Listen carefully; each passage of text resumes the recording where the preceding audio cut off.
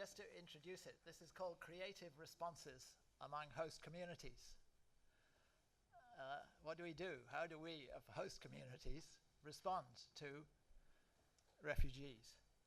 Now, my church in Oxford has committed itself to caring for Syrian refugees, and last weekend, my wife was out buying supplies for a Syrian family who'll come this week. And many in this room are caring for refugees in similar practical ways. And this session gives us an opportunity to look at creative responses at the individual level and at the level of national and international policy. Both are vital because, in my view, there is no foreseeable end to large-scale migration from the Middle East and Africa into Europe. War, climate change, and poverty are causing millions to come. Now, they may go other places. We heard this morning about China and other places, but we cannot stop people who are so desperate that they have decided they will either get to Europe or die in the attempt. They will keep coming until the situation in their countries is such that they prefer to stay. So what should we do for people fleeing from situations where it is impossible for them to live? Rowan Williams, the former Archbishop of Canterbury, says we should do a lot more for refugees. And today is it not, Refugee Day? It is World Refugee Day. But those who are hostile to immigration have been more persuasive among the electorate than its advocates. So the government only allows a token number of Syrian refugees to come to Britain. Now, other countries have been more generous. I believe Angela Merkel was motivated above all by her humanitarian spirit when she allowed 1 million Syrians to come to Germany. But another factor, I suspect, is what we heard this morning, that Germany, with an aging population, needs migrants to maintain its prosperity. And that is also true of Britain. There was an interesting article in the Guardian, I think, quoting a report written recently by Brendan Caux, who's the husband of the murdered Member of Parliament, when he believes that with the right strategies, the political left can win the electorate to a much more positive approach to migrants and refugees. And that's what he's working on. And that means asking, how can we improve the policies and practices which enable people of differing cultures and religions to coexist? I was the joint author of a biography of the man known as the father of Australian multiculturalism, Professor Jerzy Zubitsky. And this taught me the extent to which harmony among Australia's pluralist society was helped by good policies and good laws on these issues, which we heard a bit about this afternoon also. How do you develop the policies which make people who come, migrants and refugees, to feel really at home, to learn the language and all those things? At the same time, can we do better in helping the refugees in the countries around Syria? Because, of course, there are millions in Lebanon, Turkey, Jordan. How can the rich Arab countries be persuaded to help more? What about Israel? But the big question we face is, what can we do to help Africa and the Middle East to thrive? At the very least, we in Europe need to stop hindering genuine African development. We need to stop African dictators from hiding their wealth in our tax havens, for instance, and stop our factory fishing vessels scooping up the fish which should be feeding Africans. What more should we do? Gordon Brown has called for a Marshall Plan for the Middle East.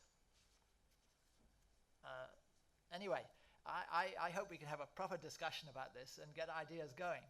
That's why I said I hope that everyone can work in this session and you'll have the opportunity. But this is a topic, a huge topic with many aspects, and of course we're only going to cover a little bit. But this is the challenge, I think, facing Europe. And we're grateful to have a wonderful panel to discuss this.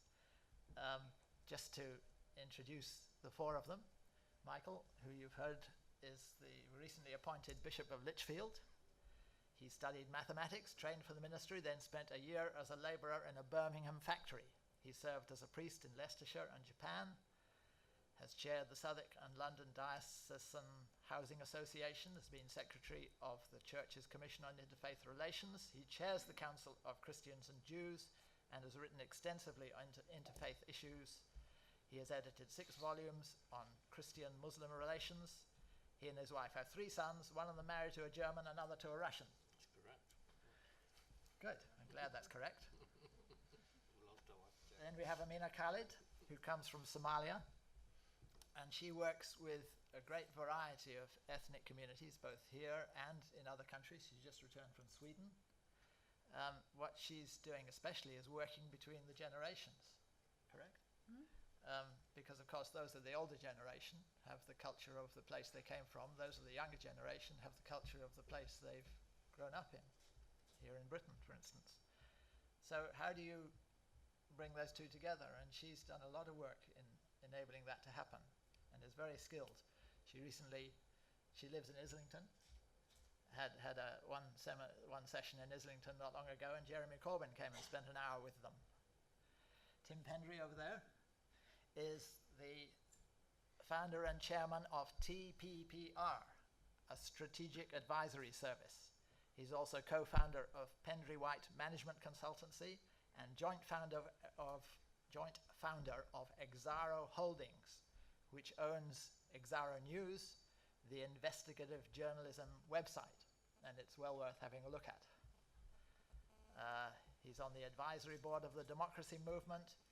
He worked on economic modernization in Russia and later concentrated on Middle Eastern, African and North American issues, and he specializes in the relationship between business and human rights.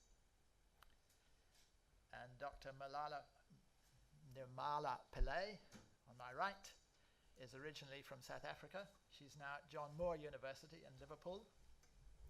Her area of research is in public law and in international human rights law, hence her interest in refugees. Her current research is whether international law addresses the problems of refugees in a helpful way and whether refugees can claim any rights under international law. She is also a trustee of Initiatives of Change here in UK. So we'll have 5, 6, maximum 7 minutes from the different panelists, and then we want to open it out. And first I'll ask Bishop Michael to speak. Thank you very much. Again, it's very good to be with you. As I understand it, we're focusing in this session particularly on the situation in this country and our response to those who are coming here as refugees and as asylum seekers. And I suppose from the Church's point of view, just to give a little kind of bit of a map really, it seems to be there are 4 priorities for us, 3 which are general priorities and 1 which is a specific one in relation to Christian refugees. But if I can begin with the general ones, I think in the first place there is the direct hospitality and welcome. And we've been hearing a little bit about that in what you said, John, about providing food for people, providing homes for people. A lot of churches have, in my experience, have made either rooms or much better whole houses available, either as the church as a corporate body, because we do have quite a large property portfolio, or individual Christians, church members.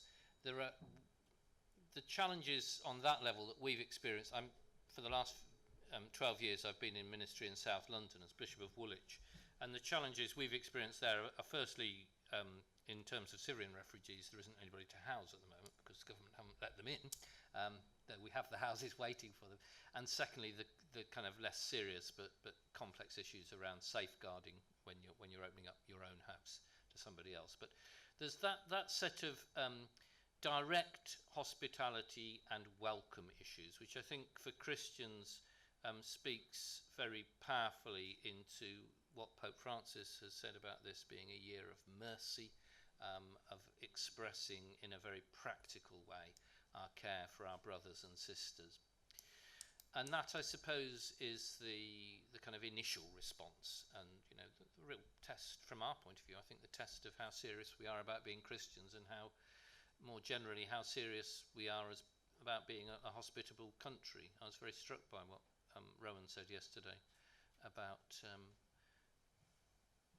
the the fact that our country is not full, and we need to say that again. So there's direct hospitality.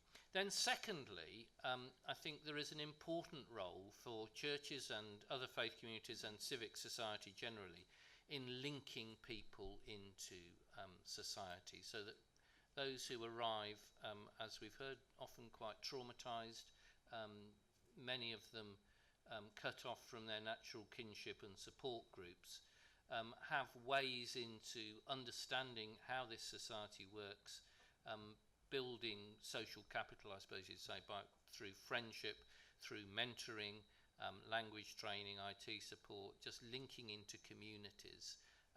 And I think that that's something that faith communities of every kind are well placed to deliver, because we are in communities across the country and we are linked in. So as we welcome people, I would hope, I'm painting an ideal picture rather than what always happens, but as we welcome people, we also can provide links into our wider society, and links in a way that makes clear that those who are coming are not only receiving something from Britain, but do have something to contribute. I think that's quite a subtle thing to get across, but it's really important that people feel they can offer something as well. I think thirdly, when we've done the direct hospitality, when we've helped with the linking and building relationship, I think we are then in a position to speak credibly into the way that our society as a whole conducts its discourse about migration and about refugees and asylum seekers. And I do think that has become extremely toxic in this country and in other parts of Europe over the last months in this country, and we need to change the tone of the conversation. And I think in many ways the best way to do that is to tell individual stories, because it's quite easy to whip up anxiety, paranoia, xenophobia against a faceless mass of people, a queue, as we saw in that shocking poster last week, of people. But when you meet individuals and hear their own individual stories, that can change the tone of the discourse. So I think it's going to be difficult. I was very encouraged by what Joe Cox's husband said about the possibility of changing the discourse, and I think we probably need to be a bit more out there and doing that, and we have a good story to tell.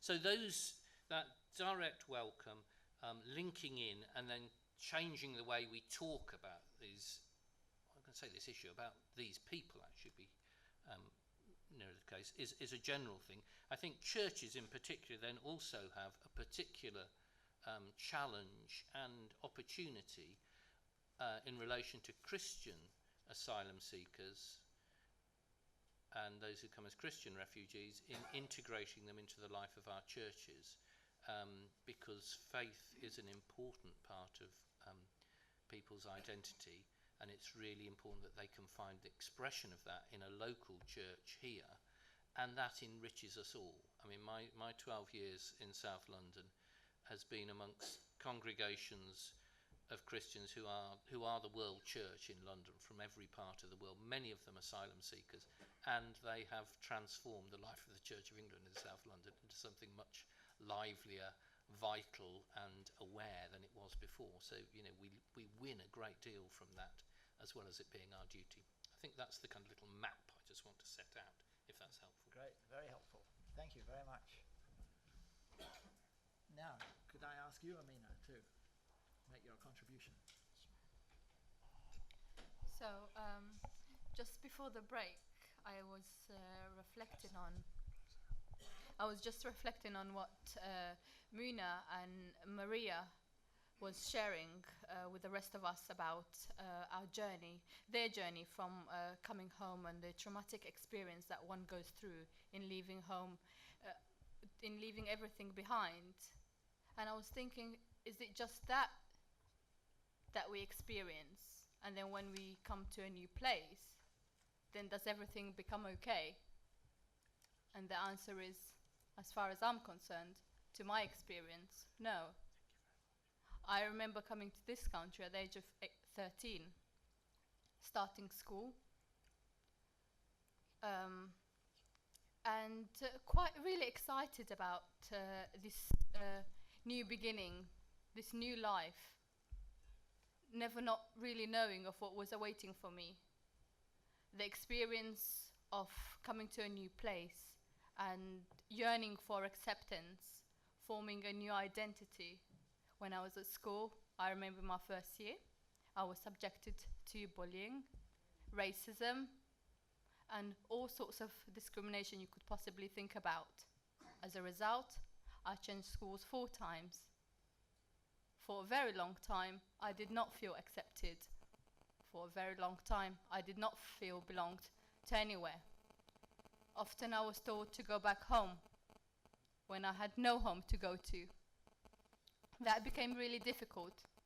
I also remember that for a very long time, I blamed my parents for taking us out of the only home that I've ever known, and then now to bring us into this place where they had promised we'll find safe haven, and what I found was far from that.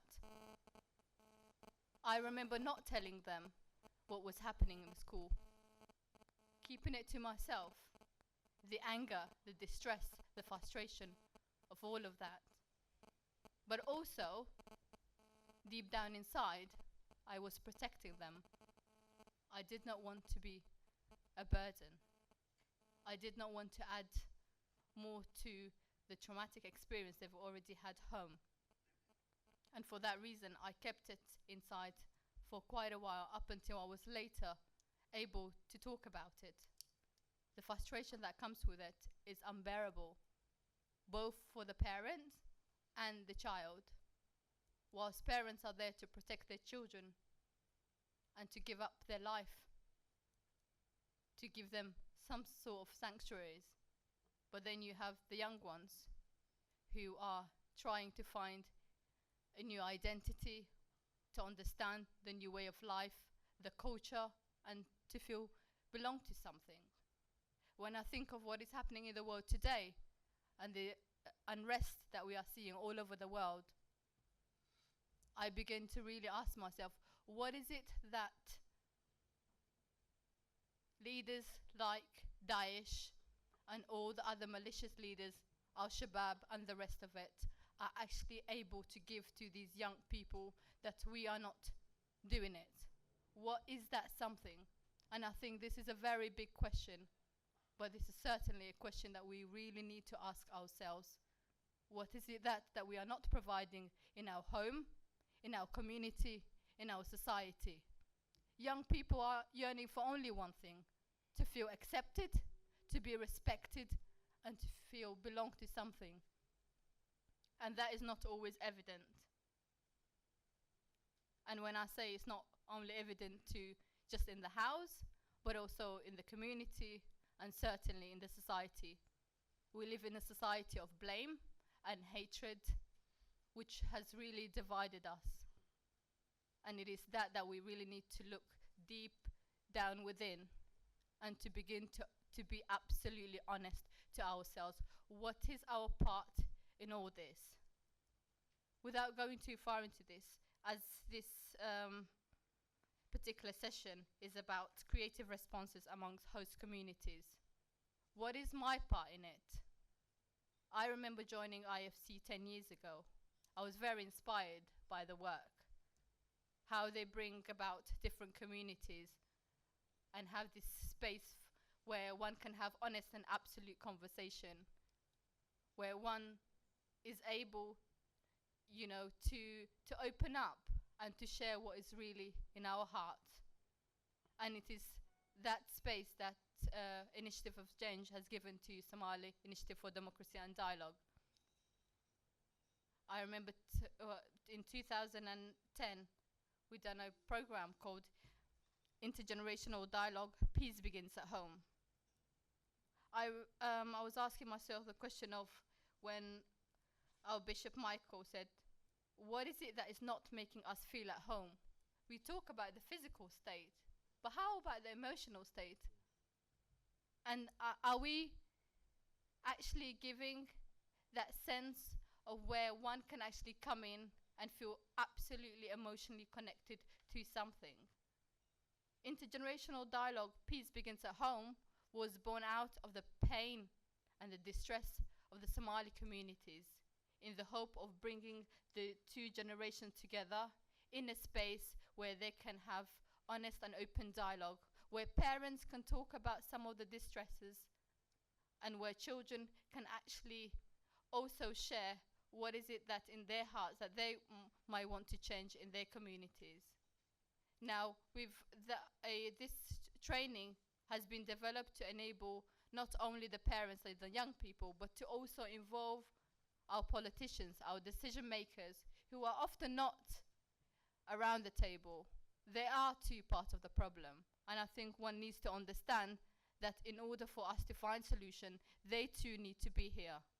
Moving on from that, the Somali Initiative for Democracy and Dialogue has trained 3 main boroughs with a high population around this conversation on the Peace Begins at Home. Moving on from it, in 2011, the London riot happened. Again, this was a huge concern for our community, for our society. What is our part to play in? Who is to blame? Is it the parents because the children went out there to loot? Or is it the children because they're just completely bored and don't have anything else to do? Do governments have a part to play in all this? And again, the Somali community really used that as a model to facilitate and bring about all other communities who've been affected by the riot, to bring about reconciliation and peace building in the various communities where there was a lot of social unrest. We've trained so far over 500 young and older generation in lots of different boroughs. Currently, this is not just a national program, but also an international one. As John had stated, I've just come back from Sweden, and I was doing exactly the same with them, especially focusing in the areas with a high migrant population. There is a community called Tensta. Tensta is a suburb of Stockholm with a high migrant population, and it is known by many living in Sweden and across the world that it is amongst the most dangerous part of the country. And it is that they felt something needed to happen, because the Swedes blame the migrant communities for the problem that is happening at the moment, and the migrant communities do not feel welcome. The sense of feeling welcomed is not about giving or providing a roof over one's head. It is about opening hearts, understanding, connecting, listening. And when I say listening, I really mean active listening, where you can connect on a much deeper level. It is then that one actually begins to understand that deep down in the inside, we are all searching for the same thing. This is really the kind of initiatives that one needs to look at when engaging with the community, when bringing about peace and reconciliation. Yes, peace and reconciliation is very much needed in our countries. But ladies and gentlemen, if we do not have this peace and reconciliation in our own home, in our own community, surely we cannot have that in our society. And it is there that we need to look, in our immediate surroundings to make the changes that we need. We need to change our thinking, shift from the idea of blaming others for what has happened to our people, to our society, but actually really beginning to question ourselves, what is our part in this process? What can one do to ensure that in the way you have suffered, someone else will not be suffering? And it's only when we begin to have a conversation, a clear, genuine, open and honest dialogue, then we can begin this process. Thank you.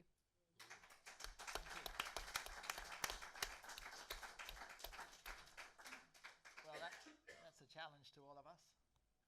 Tim, over to you.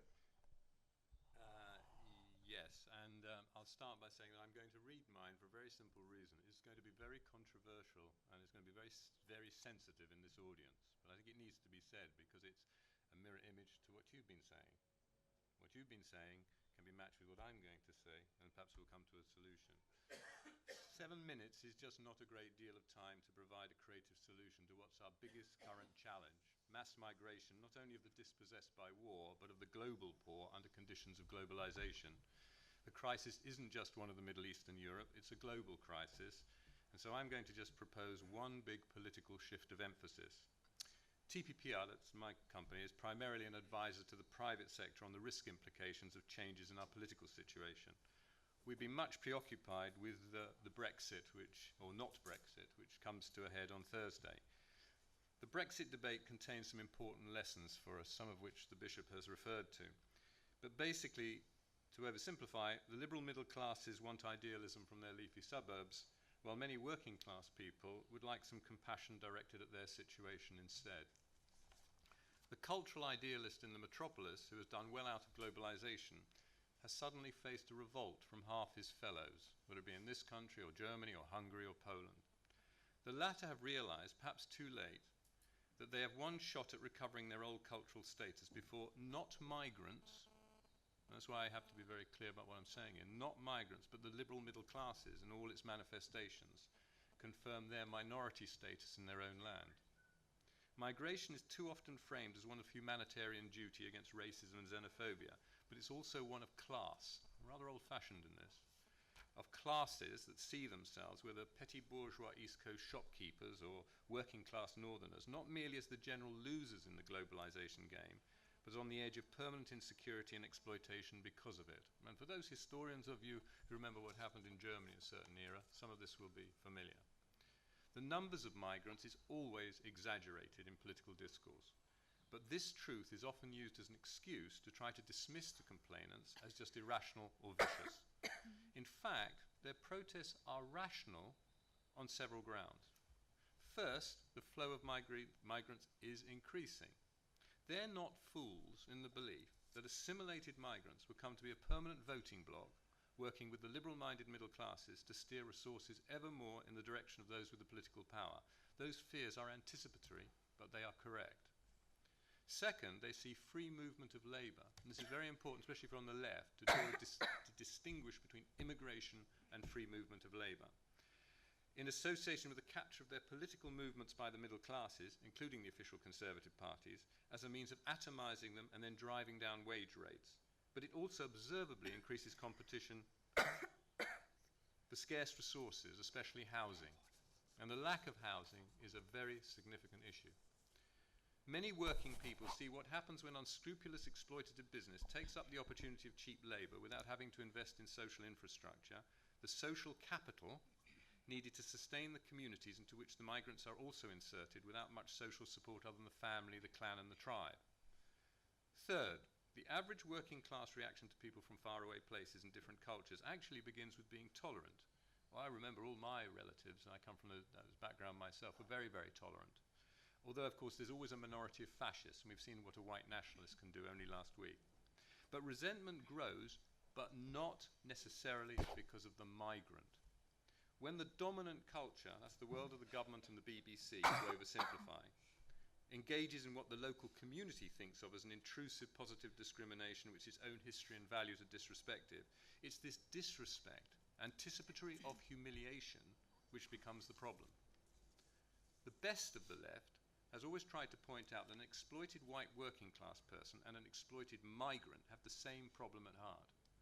I mean, one of the issues in America would only be when Martin Luther King, towards the end of his life, began to talk about how black poor people and white poor people had common problems, and then he got shot. In general, the British working class has not been averse to that idea. Many of these issues would certainly be less salient if the globalizing system hadn't resulted in an economic crash in 2008, in which the higher you were up the middle class food chain, the less you were likely to be hurt. If you were working class, you were more likely to be hurt by the way austerity was applied. And we were not all in it together. But now we're in the economic doldrums, and have been for a long time. Numbers of people feel disrespected and under threat. Nor are they wrong in seeing their problems increase if cheap labour is to be the engine that tries to keep a failing economic system alive until the next innovation-led economic cycle many years away. AI and robotics will make us all rich again. but it's a few years away yet. And the creative solution to the long-term problem of refugee and even economic migrant acceptability, what is that? This is the controversial bit. We step back and we give ourselves 3, perhaps up to 7 years of breathing space in which the West allows itself to put up some sufficient short-term barriers to totally free movement of labour in order to buy itself valuable time. Why? Why do this thing that's so counterintuitive? To allow the human, all too human humans to adjust to new conditions and prepare for the next economic cycle. To reconstruct a culture of respect for the ordinary person, whether they are native or migrant. To put idealistic liberals back in their box as the dominant political species, to put in place the necessary managed system of migration control. The positive results would be a breathing space for more toleration, less populism, more acceptance of those migrants who are here, the ending of an exploitative labour market, the political consensus for vital social investment overseas, and the eventual widespread social acceptance, key point, of a restoration of moderately managed migration with an adequate infrastructure in place to handle it. And that's the key thing, that when people come here, they do not come into an infrastructural mess. They come here into a place that's been preset in order to welcome them, encourage them, assimilate them, and frankly, respect their distinctive cultures. And that's why I'm so controversial. Well, I really appreciate. Thank you for the thought that you've put into that, and which gives us a lot to think about. So, Nirmala, will you finish up? No, well, not finish up, but will you be the 4th speaker before we get into the discussion? Yes, indeed. Now, following from that, I think I need to make some very clear distinctions, which I was hoping would become. Sorry? Sorry. Oh, right. I'll bring it a bit closer. Okay. Is that all right? Yeah. Clearly, the words refugee and migrant and labour force, it certainly becomes difficult to distinguish between the two, and that's because there are real overlaps. But I'm going to talk specifically about refugees, and very, very specifically about what international law has given us in terms of what to work with. So what can NGOs and what can governments, when governments are looking at their obligations and they look to international law, what do they find there? Well, you'll be surprised to discover that the first real convention dealing with human rights in general, the Universal Declaration of Human Rights, is not a binding treaty. The binding treaties came later. And refugees were mentioned in them, but the definition of refugee was very specific. It referred to people who had a well-founded fear of persecution. And because it was so narrow and so specific, it excluded people fleeing famine, it excluded people fleeing war.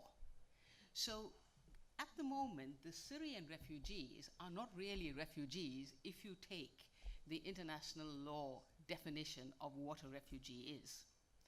So you don't find it even in the convention, the Geneva Protocol and the 67 protocols on refugees. Article 13 has one little, almost an afterthought. It talks about the principle of non-refoulement. The principle of non-refoulement is if a refugee, and I mean very specifically somebody now who is fleeing persecution, and I'm going to expand it to fleeing war as well, because it is recognized in customary law that a refugee is somebody fleeing war, and a refugee is someone who, if they stayed behind, faces a real likelihood of perishing. And not in the future, that's perishing because they might starve in the future, but perishing as a very imminent threat. So they flee because the danger is very, very real. The principle of non-refoulement gave the UN High Commissioner for Refugees, which is an old office, a chance to actually do something, because the principle says that when somebody has fled a perilous situation and come to your country, you cannot return them, which is why any country the refugee goes to cannot be bundled onto a bus and taken back. But all the conventions on human rights merely says that the refugee has a right to seek asylum. That's the only right the refugee has, and a right to seek asylum. The country has no obligation to offer the asylum. So what does that mean for the refugee? That you are in a kind of a no man's zone, which is exactly why we have asylum seekers and processes through which people can attempt, and different countries have different protocols and different laws to try to process and distinguish refugees from migrants, and now even more distinguishing refugees from terrorists, and processing these asylum this attempt to seek for asylum. So the international law is not very hospitable at the moment to the situation we find ourselves in. Their laws are old. They come out of the Second World War, and I must remind us that Europe did not do very well with refugees after the Second World War. We're not doing very well now. And just two small points to make. When people leave their country because they are facing imminent death, and you take an example like 4 million Afghans fled over the border into Pakistan, 4 million. As soon as there was a ceasefire in Pakistan, there was a 1 million trickle back. So for a number of refugees, the seeking of refuge in another country is actually it's a temporary thing. But as soon as there was a crisis in Afghanistan again, it stopped. So we've got 4 million left, 1 million went back, 3 million are still in Pakistan. And chances are many of those millions would go back if the situation became a little bit more hospitable. The second point I want to finish with is a minister in Europe was asked about the refugee crisis when he was dealing with the Syrians. And the Syrian situation is very particular because it doesn't match anything the modern law copes with. There was a drought in Syria, a very serious drought, and the State Department of the United States, they wrote a paper on this. This meant that large numbers of farmers went to already overcrowded cities. At the same time, the government withdrew its bread subsidy, and the cities became a flashpoint. So our international conventions do not cope with droughts and war and civil unrest and things like that. But when the minister was asked, what are we going to do about this Syrian crisis? He said, we've got to do something. And the journalist pressed him and said, but why do we have to do something? Why does Europe have an obligation? And he thought hard, and you would think that he would have gone for a political answer or a rights-based answer. But in desperation, he said, because we're a Christian continent. That took my research in a different direction, because I then began to look at a country that does not have a well-developed protocol for refugees, India. And as you know, their human rights record is not exemplary. But on the issue of refugees, there have been 2.5 million refugees have come into India from all parts of the world over the last 10 years. It's simply not an issue for them. And it's the GDP of the ordinary person is very low. So this is not a rich country. So the question is, why are the Indians then hospitable to people coming from elsewhere? And when I was in Bangalore and this question was, I asked the question coming from a typical European point of view. The attitude was, they looked at me puzzled and they said, but how can we send them back? It just wasn't a political or a policy issue for them. And then I realized that we are proud of two things, democracy and human rights, and we are justly proud of them. But when they become our only frame of reference, and we don't have traditions and religions and other long social things that bind us together that we can draw on, our instinct for hospitality diminishes. And therefore, it is quite right and very good that we can make a political argument for migrants, that the countries need them, but it is still a political argument. And it is still for us. The migration is good for us. But what about taking a little hit ourselves just because we can show some compassion to a neighbor.